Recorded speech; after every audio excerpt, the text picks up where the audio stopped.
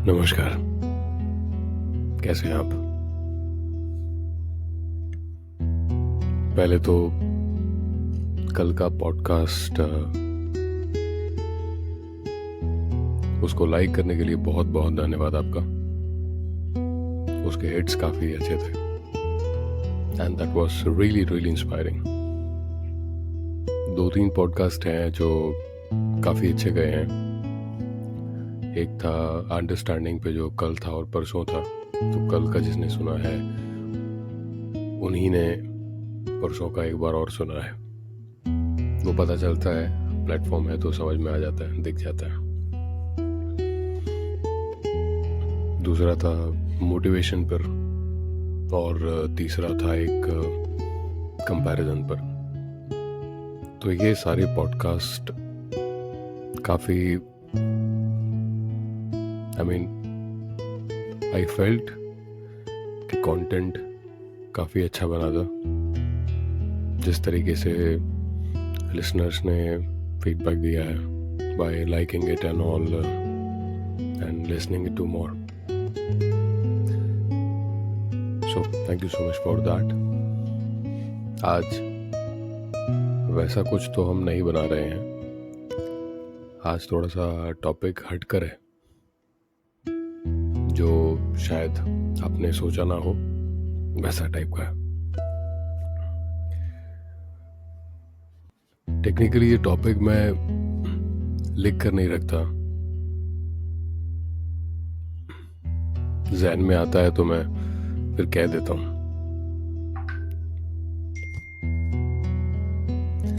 इसको म्यूट कर लेना पड़ेगा वरना ये डिस्टर्ब करता रहेगा, सो मैं इसको म्यूट कर देता हूँ।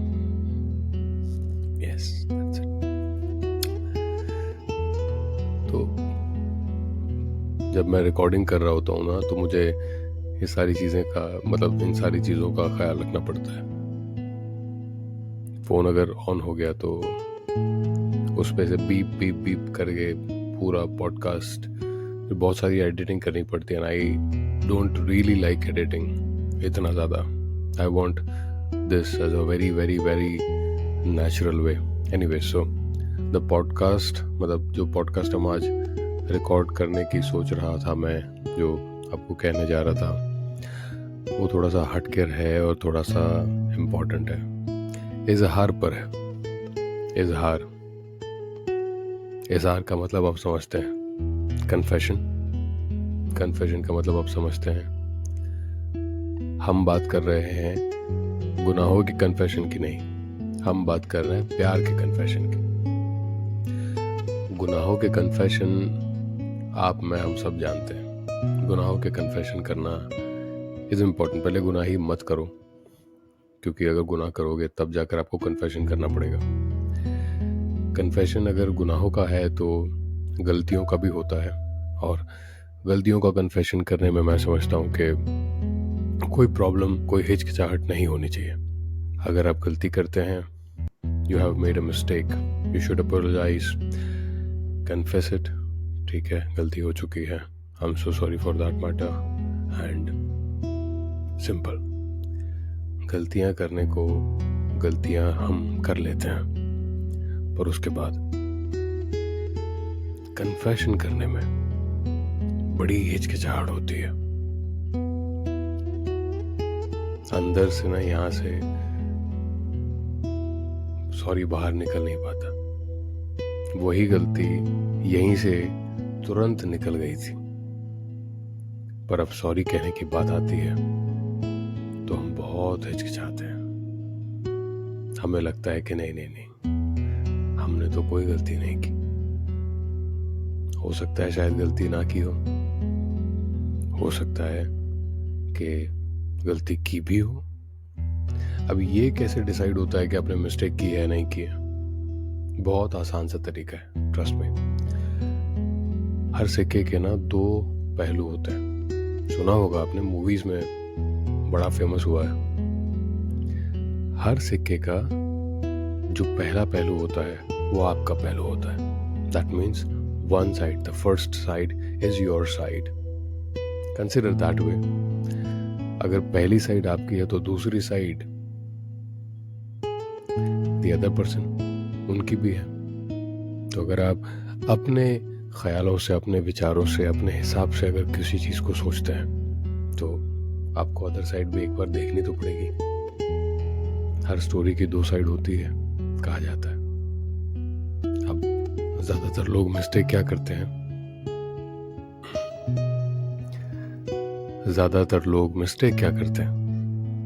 वो सिर्फ पहला पहलू देखते हैं, एक साइड, दूसरी साइड नहीं देखते।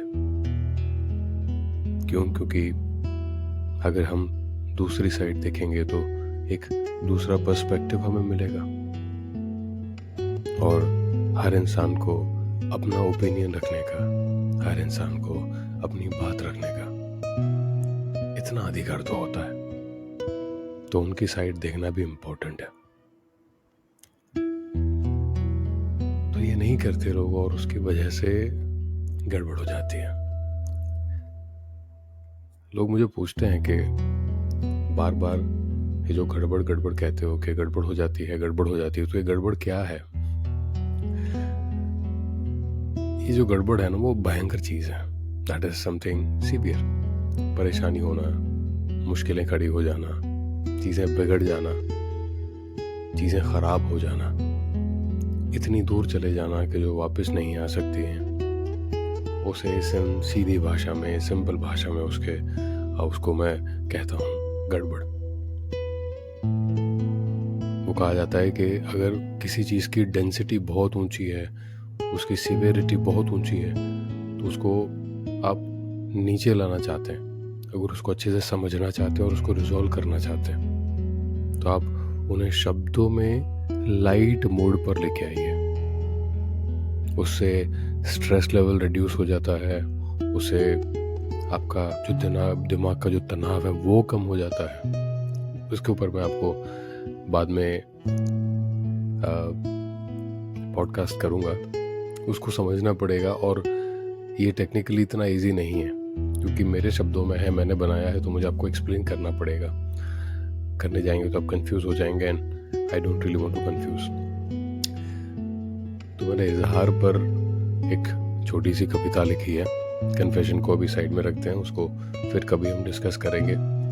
आज इजहार पर रखते हैं। इजहार पर मैंने एक छोटी सी कविता लिखी है, आपको सुनाना चाहता हूँ, और उसके बाद जरा दो बातें और वी डिपार्ट। मोहब्बत कभी आंखों में बयां नहीं होती। नहीं, नया, सॉरी, मुझे एडिट करना पड़ा, मैं कुछ गलत बोल गया था। मोहब्बत कभी आंखों में बयां होती है, तो कभी होंठों पर, और कभी लफ्जों से निकलकर दिल तक पहुंचती है। फूलों पर जमी हुई पानी की बूंदें जैसे फूलों को ताजा महसूस करवाती हैं। दिल में मोहब्बत कुछ यूं हमें जिंदा होने का एहसास देती है। वक्त रहे मोहब्बत का इजहार अगर ना हो, कसम खुदा की वो मोहब्बत भी बुरा मान जाती है।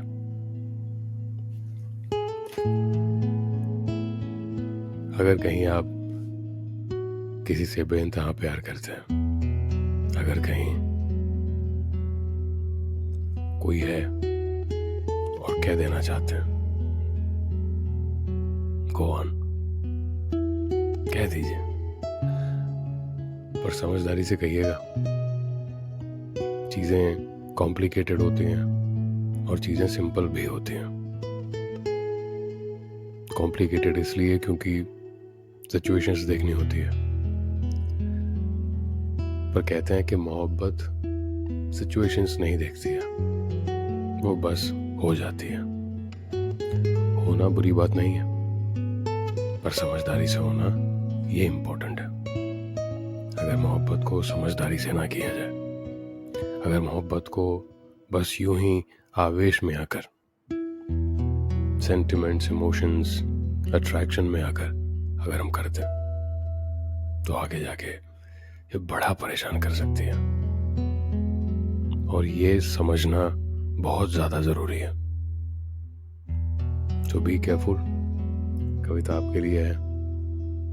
आई होप अच्छी लगी होगी। छोटी सी है, इसको तो डिटेल में बात कर सकते हैं, खैर कभी करेंगे।